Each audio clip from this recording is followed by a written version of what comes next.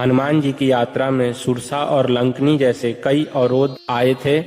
सुरसा के सामने बुद्धि दिखाई, बहुत छोटा रूप बनाकर मुंह से बाहर निकल गए और लंकनी को एक घूंसे में शांत किए। यह कॉन्फ्लिक्ट मैनेजमेंट को दिखलाता है। जीवन में हर समस्या के सिर्फ लड़कर हल नहीं किया जाता, कुछ जगहों पर बुद्धि और चतुराई का इस्तेमाल करके भी किया जाता है।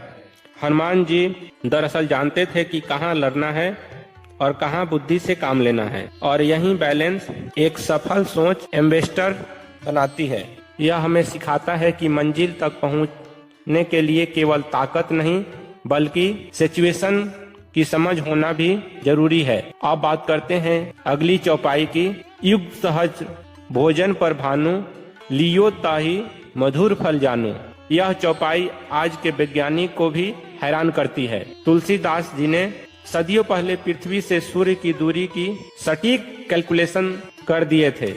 युग सहस्र योजन को गुना करने पर जो आंकड़ा निकल कर आता है वह नासा द्वारा बताई गई सूर्य की दूरी के लगभग बराबर है। ये सिर्फ एक पौराणिक कहानी नहीं बल्कि यह हमारी प्राचीन भारतीय खगोल विज्ञान, जिसे आप एस्ट्रोनॉमी कहते हैं, उसकी श्रेष्ठता का प्रमाण है। हनुमान जी का सूर्य को निगलना असीमित जिज्ञासा और साहस को दिखाता है, जो असंभव को भी संभव मानकर उसे हासिल करने की कोशिश करते हैं। अब आखिर में सवाल है कि क्या हनुमान चालीसा सेहत सुधारती है? नासे रोग हरे सब पीरा, जपत निरंतर हनुमत बलबीरा। यह पंक्ति सीधे तौर पर हेल्थ से जुड़ी हुई है। हनुमान चालीसा का नियमित पाठ सांस लेने की प्रक्रिया को रिदमिक बनाता है। जब आप जोर जोर से हनुमान चालीसा पढ़ते हैं तो यह एक तरह का प्राणायाम बन जाता है। इससे फेफड़ों की क्षमता बढ़ती है और शरीर में ऑक्सीजन का फ्लो बेहतर होता है। साइकोमेटिक बीमारियों में जहां मन की चिंता शरीर को बीमार करती है, वहां यह बहुत असरदार है। प्राचीन समय से माना जाता है कि मंत्रों की फ्रीक्वेंसी हमारे सेल्स पर पॉजिटिव असर डालती है। जब आप हनुमत बलबीरा का जाप करते हैं तो आपके अंदर आत्मविश्वास और जोश का संचार होता है। यह जोश आलस को खत्म करता है, जो कई बीमारियों की जड़ है। अब आखिर में हम आते हैं यम कुबेर दिगपाल जहांते, कभी को भी कही सके कहांते।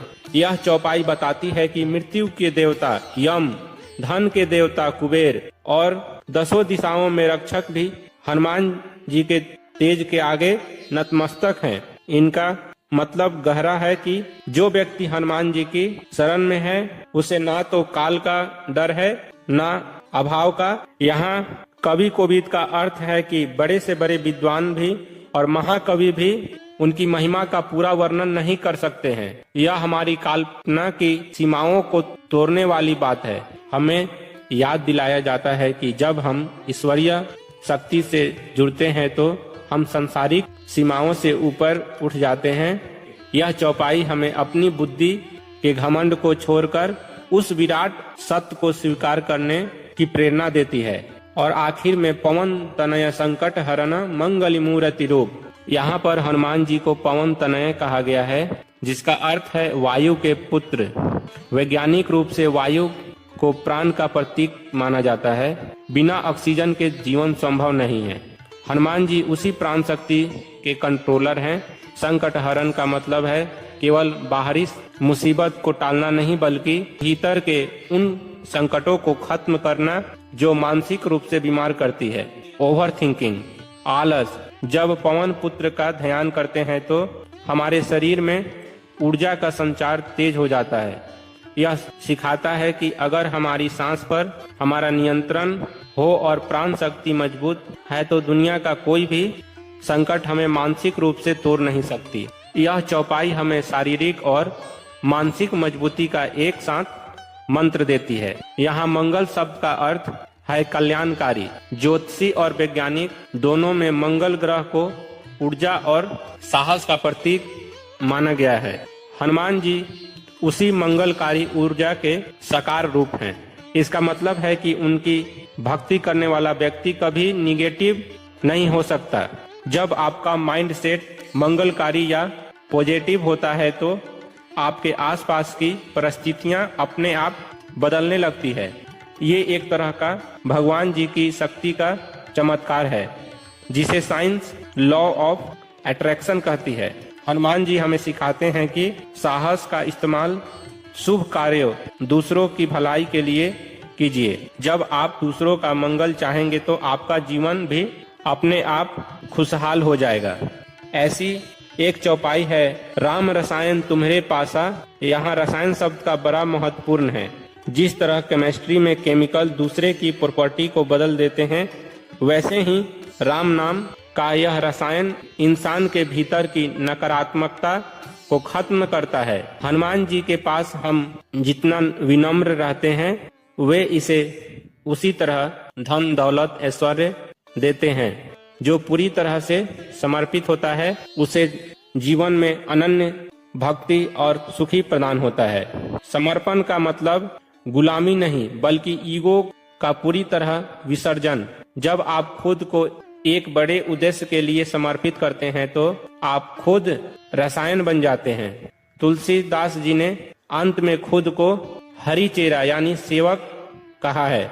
यह बताता है कि ज्ञान और शक्ति के शिखर पर पहुंचने के बाद भी इंसान को अपनी विनम्रता और सेवा नहीं भूलना चाहिए। आपने हनुमान चालीसा के अंत में पढ़ा होगा, जो 7 बार पाठ कर कोई छूटे बंदी महासुख होई। यह 7 बार यानी 100 बार पाठ करने का एक गहरा मनोवैज्ञानिक कारण है। साइकोलॉजी में इसे पैटर्न फॉर्मेशन कहते हैं। जब किसी पॉजिटिव मंत्र या विचार को लगातार 100 बार दोहराते हैं तो वे सब कॉन्शियस माइंड की प्रोग्रामिंग को पूरी तरह से बदल देता है। यह 100 बार का दोहराव हमारे पुराने हीन, डर, भावना और मेंटल ब्लॉक्स को तोड़ देता है। अगला पंक्ति है, छूटे बंदी महासुख होई का अर्थ है सिर्फ जेल से छुटकारा नहीं, उन मानसिक बेड़ियों से आजाद होना जो हमें आगे बढ़ने में रोकती है। यह प्रोसेस हमारे भीतर का एक ऐसा कॉन्फिडेंस पैदा करता है जिसे हम बड़े से बड़े संकट को मुस्कुराहट के साथ सामना कर सकते हैं। और इसलिए तो हनुमान चालीसा कहती है कि संकट कटे मिटे सब पीरा, जो सुमेरे हनुमत बलबीरा। संकट ते हनुमान छुड़ावे, ये लाइन रिलैक्सेशन का काम करती है। लाइफ में जब इंसान चारों तरफ से घिर जाता है तो कोई रास्ता नहीं दिखता, तब मन क्रम वचन से हनुमान जी का ध्यान करके यह बात कही गई है। इसका मतलब प्रभु आपके चरणों में पूर्ण समर्पण है। जब आप अपनी चिंताएं किसी बड़ी शक्ति को सौंपते हैं तो आपका दिमाग शांत होकर सही फैसले लेने के काबिल होता है। मुश्किलें तो कभी खत्म नहीं होती है, लेकिन झेलने की ताकत बढ़ती है।